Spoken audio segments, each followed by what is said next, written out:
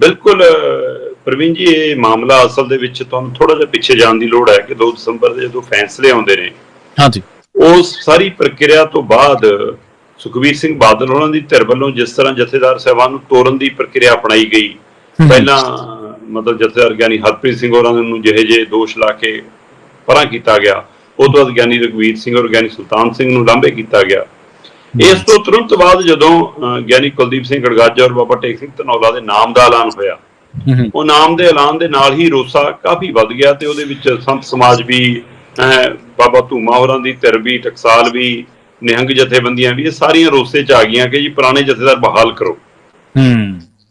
ਇਸ ਤੋਂ ਪਹਿਲਾਂ ਕਿ ਉਸ ਦੇ ਉੱਤੇ ਕੋਈ ਸਹਿਮਤੀ ਬਣਦੀ, ਇਹਨਾਂ ਨੇ ਤੈਅ ਸਮੇਂ ਦੇ ਉੱਤੇ ਜਥੇਦਾਰ ਗਿਆਨੀ ਕੁਲਦੀਪ ਸਿੰਘ ਗੜਗਾਜਾ ਹੋਰਾਂ ਦੀ ਤਾਜਪੋਸ਼ੀ ਕਰਨ ਦੀ ਬਜਾਏ ਰਾਤ ਨੂੰ ਹਨੇਰੇ 'ਚ, ਜਦੋਂ ਗੁਰੂ ਸਾਹਿਬ ਦਾ ਪ੍ਰਕਾਸ਼ ਵੀ ਅਜੇ ਤਖਤ ਸਾਹਿਬ ਤੇ ਨਹੀਂ ਹੋਇਆ ਸੀ, ਉਸ ਸਮੇਂ ਇਹਨਾਂ ਨੇ ਉਹਨਾਂ ਦੀ ਦਸਤਾਰਬੰਦੀ ਕਰਕੇ ਕਹਿਤਾ ਜੀ ਲਓ ਜੀ ਜਥੇਦਾਰੀ ਸੰਭਾਲ ਲਈ। ਤੇ ਇਹ ਤੋਂ ਸੰਤ ਸਮਾਜ, ਖਾਸ ਕਰਕੇ ਬਾਬਾ ਧੂਮਾ ਹੋਰਾਂ ਨੇ ਫਿਰ ਇਕੱਤਰਤਾ ਸ਼ੁਰੂ ਕਰਤੀ, ਰੋਸਾ ਪ੍ਰਗਟਾਉਣਾ ਸ਼ੁਰੂ ਕਰਤਾ, SGPC ਦੀ ਬੈਠਕ ਦੇ ਸਮੇਂ ਧਰਨਾ ਲਾਤਾ। ਉਹ ਸਾਰੀ ਪ੍ਰਕਿਰਿਆ ਚਲਦੀ ਬਾਦਲਾਂ ਦੇ ਘਰ ਦੇ ਮੂਹਰੇ ਧਰਨੇ ਤੱਕ ਦੇ ਐਲਾਨ ਤੇ ਆ ਗਈ। ਤੇ ਇੱਧਰ ਕਿਸੇ ਨੇ ਫੂਕ ਮਾਰਤੀ ਹੋਣੀ ਕਿ ਜੀ ਦੇਖੋ ਆਪਾਂ ਨੂੰ ਤਾਂ ਭੀੜੇ ਚਾਹੀਦੀ ਆ, ਜੇ ਬਾਬਾ ਧੂਮਾ ਨਹੀਂ ਤਾਂ ਰਣਜੀਤ ਸਿੰਘ ਢੱਡਰੀਆਂ ਵਾਲੇ ਕੋਲ ਨਾਲੋਂ ਸ਼ਾਇਦ ਵੱਧ ਹੁੰਦੀ ਆ ਅੱਜ ਕੱਲ੍ਹ, ਕਿ ਆਪਾਂ ਉਧਰ ਨੂੰ ਚੱਲਦੇ ਹਾਂ। ਠੀਕ ਆ, ਚਲੋ ਉਹ ਗੱਲ ਪ੍ਰਵਾਨ ਚੜੀ ਤੇ ਉਹ ਕਾਰਜ ਕਰਨ ਲਈ ਹੋ ਸਕਦਾ ਦਿਸ਼ਾ ਨਿਰਦੇਸ਼ ਕੋਈ ਹੋ ਗਿਆ ਹੁਣ ਅੰਦਰ ਖਾਤੇ, ਕੋਈ ਸਭ ਨੂੰ ਪਤਾ ਜਿਵੇਂ SGPC ਕਹਿੰਦੀ ਅਸੀਂ ਤਾਂ ਜਥੇਦਾਰ ਮੁਲਾਜ਼ਮ ਰੱਖੇ ਨੇ ਤੇ ਮੁਲਾਜ਼ਮਾਂ ਦਾ ਹੁਕਮ ਚੜ੍ਹਦੇ ਨੇ, ਸੋ ਇਸ ਲਈ ਇਹ ਹੁਕਮ ਚਾੜੇ ਗਏ। ਕਿਹਨੇ ਚਾੜੇ ਸਭ ਨੂੰ ਪਤਾ। ਸੋ ਜੀ ਉਹ ਦਿਨ ਆ ਗਿਆ ਤੇ ਪੰਜ ਸਿੰਘ ਸਾਹਿਬਾਨਾਂ ਨੇ ਬੈਠਕ ਕਰਕੇ, ਜਿਸ ਤਰ੍ਹਾਂ ਇੱਕੋ ਦਿਨ ਰਣਜੀਤ ਸਿੰਘ ਗੌਹਰ ਵਾਲਾ ਮਸਲਾ, ਰਣਜੀਤ ਸਿੰਘ ਢੱਡਰੀਆਂ ਵਾਲਾ ਮਸਲਾ, ਗਿਆਨੀ ਗੁਰਮੁਖ ਸਿੰਘ ਵਾਲਾ ਮਸਲਾ, ਸਰਨਾ ਬਰਦਰ ਵਾਲਾ ਮਸਲਾ ਨਿਬੇੜਿਆ, ਤੇ ਉਹ ਪਟਨਾ ਸਾਹਿਬ ਵਾਲਾ ਮਾਮਲਾ ਐਡਾ ਬੜਾ ਹੋ ਗਿਆ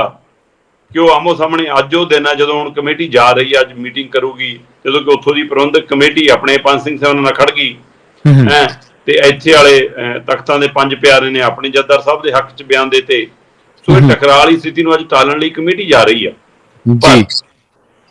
ਮਾਮਲਾ ਕੱਲਾ ਰਣਜੀਤ ਸਿੰਘ ਗੌਹਰ ਵਾਲਾ ਨਹੀਂ ਸੀ। ਮੈਂ ਪਹਿਲੇ ਦਿਨ ਤੋਂ ਕਹਿੰਦਾ ਰਿਹਾ ਕਿ ਇਹਦੇ ਪਿੱਛੇ ਕਿਤੇ ਨਾ ਕਿਤੇ ਬਾਬਾ ਧੂਮਾ ਹੋਰਾਂ ਦੀ, ਟਕਸਾਲ ਦੀ ਔਰ ਰਣਜੀਤ ਸਿੰਘ ਢੱਡਰੀਆਂ ਵਾਲਿਆਂ ਦੀ ਜਿਵੇਂ ਆਪਸੇ ਟਕਰਾਏ, ਸ਼ਬੀਲ ਕਾਂਡ, ਉਹ ਸਾਰਾ ਕਾਂਡ, ਉਹ ਸਾਰੀ ਪ੍ਰਕਿਰਿਆ ਕਰਕੇ ਰਣਜੀਤ ਸਿੰਘ ਢੱਡਰੀਆਂ ਵਾਲੇ ਮਾਮਲੇ ਤੇ ਵੀ ਧੂਮਾ ਧਿਰ ਨਾਰਾਜ਼ ਸੀ। ਪਰ ਇਹ ਸਾਰੀ ਕਾਰਜਵਿਧਾ ਦੇ ਦੌਰਾਨ ਸੁਖਬੀਰ ਬਾਦਲ ਜਾਂ ਉਹਦੇ ਧੜੇ ਦੇ ਖਿਲਾਫ ਵੱਧਦੀ ਨਾਰਾਜ਼ਗੀ ਦੇ ਵਿਚਾਲੇ ਧੂਮਾ ਤੇ ਧਾਮੀ ਦੀ ਬਣੀ ਰਹੀ, ਕਿਉਂਕਿ ਦੋਏ ਇੱਕੋ ਨੁਕਤੇ ਤਾਂ ਸਾਂਝੇ ਸੀ ਨਾ। ਧਾਮੀ ਸਾਹਿਬ ਵੀ ਗਿਆਨੀ ਕੁਲਦੀਪ ਸਿੰਘ ਗੜਗਾਜੇ ਨਾਲ ਅਜੇ ਤੱਕ ਕੋਈ ਮੁਲਾਕਾਤ ਨਹੀਂ ਕਰ ਰਹੇ, ਉਹ ਤਾਂ ਦੂਰੀ ਬਣਾ ਕੇ ਚੱਲ ਰਹੇ ਨੇ, ਤੇ ਧੂਮਾ ਵੀ ਉਹਨਾਂ ਦੇ ਵਿਰੋਧ 'ਚ ਖੜੇ ਨੇ। ਸੋ ਇਹ ਦੋਵਾਂ ਧਿਰਾਂ ਨੂੰ ਕਿਤੇ ਨਾ ਕਿਤੇ ਇਸ ਮੁੱਦੇ ਤੇ ਇਕੱਠਿਆਂ ਹੋਣ ਦਾ ਮੌਕਾ ਮਿਲਿਆ ਜਾਂ ਇਹ ਸਬੱਬ ਬਣਾਇਆ ਗਿਆ, ਤੇ ਕਹਿੰਦੇ ਧਾਮੀ ਜੀ ਨੇ ਵਿੱਚ ਪੈ ਕੇ ਫਿਰ ਸੁਖਬੀਰ ਬਾਦਲ ਤੱਕ ਗੰਢ ਧੁੱਪ ਕਰਾਤੀ, ਗੱਠਜੋੜ ਕਰਾਤਾ। ਠੀਕ ਹੈ, ਗੱਠਜੋੜ ਦਾ ਆਧਾਰ ਇਹ ਆ ਕਿ ਜੀ ਨਵੇਂ ਜਥੇਦਾਰਾਂ ਨੂੰ ਤੋਰਿਆ ਜਾਵੇ, ਪੁਰਾਣੇ ਚਾਹੇ ਨਾ ਲਿਓ, ਕਿ ਬਾਬਾ ਟੇਕ ਸਿੰਘ ਧਨੌਲਾ ਤੇ ਗਿਆਨੀ ਕੁਲਦੀਪ ਸਿੰਘ ਗੜਗਾਜਾ ਦੀਆਂ ਸੇਵਾਵਾਂ ਸੰਪੰਨ ਕੀਤੀਆਂ ਜਾਣ ਤੇ ਨਵੇਂ ਜਥੇਦਾਰ ਲਾ ਦਿਓ। ਠੀਕ ਆ, ਤੁਸੀਂ ਗਿਆਨੀ ਹਰਪ੍ਰੀਤ ਸਿੰਘ, ਗਿਆਨੀ ਰਘਵੀਰ ਸਿੰਘ, ਗਿਆਨੀ ਸੁਲਤਾਨ ਸਿੰਘ ਨੂੰ ਲਿਆਉਣਾ ਜਾਂ ਨਹੀਂ ਲਿਆਉਣਾ ਤੁਹਾਡੀ ਮਰਜ਼ੀ, ਪਰ ਇਹ ਤੋਰੋ। ਤੇ ਕਹਿੰਦੇ ਸੁਖਬੀਰ ਬਾਦਲ ਵਾਲੀ ਧਿਰ ਨੇ ਹਾਮੀ ਭਰੀ ਹੈ ਕਿ ਅਸੀਂ ਬਾਬਾ ਟੇਕ ਸਿੰਘ ਧਨੌਲਾ ਨੂੰ ਵੀ ਤੋੜ ਦਿੰਦੇ ਹਾਂ, ਅਸੀਂ ਗਿਆਨੀ ਕੁਲਦੀਪ ਸਿੰਘ ਗੜਗਾਜਾ ਹੋਰਾਂ ਤੋਂ ਤਖਤ ਸ੍ਰੀ ਅਕਾਲ ਤਖਤ ਸਾਹਿਬ ਵਾਲੀ ਵੀ ਸੇਵਾ ਲੈ ਲੈਂਦੇ ਹਾਂ, ਪਰ ਉਹਨਾਂ ਕੋਲ ਕੇਸਗੜ੍ਹ ਸਾਹਿਬ ਵਾਲੀ ਸੇਵਾ ਰਹਿਣ ਦਿਓ।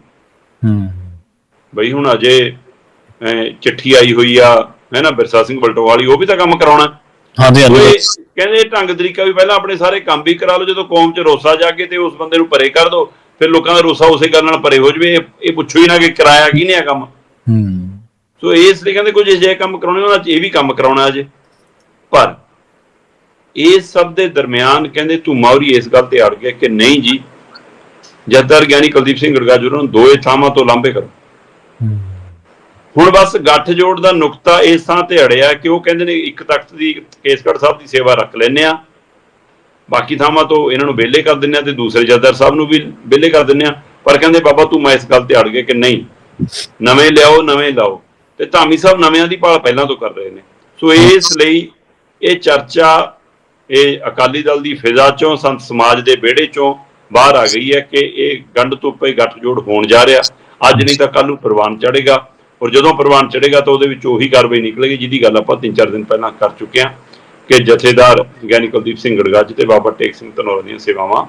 ਖਤਮ ਕੀਤੀਆਂ ਜਾ ਸਕਦੀਆਂ।